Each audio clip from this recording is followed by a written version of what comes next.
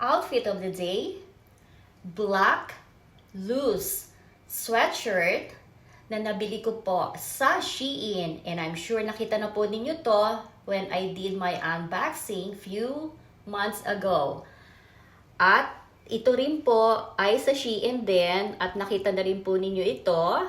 I think I actually wore this one few days ago when I did my video. So, ito rin po, unboxing few months ago. Magkakasabay po yan ng binili ko.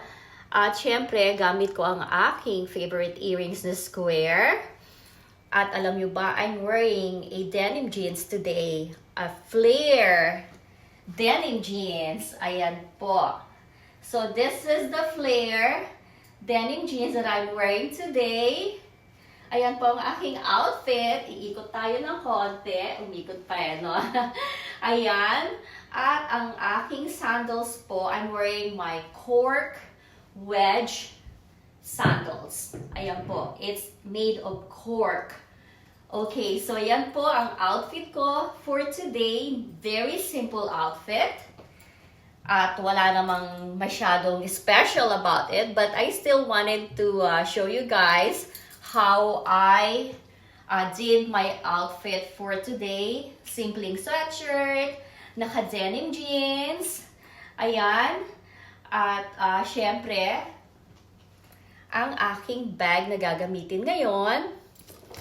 I have not used this bag yet, so this is the first time I will be using my bag.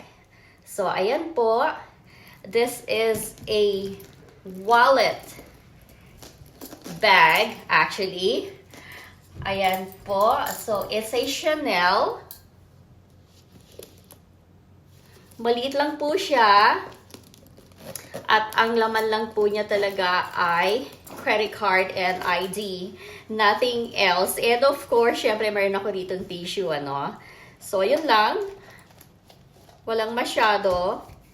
At syempre, konting cash. So, just in case, you know, I need to use this cash, but ayan lang ang laman niya. It's a credit card and my ID, and also ang aking tissue, at maglalagay din pala ako rito ng mint kasi minsan syempre nanunuyo yung lalamunan natin. So I need to bring some mint.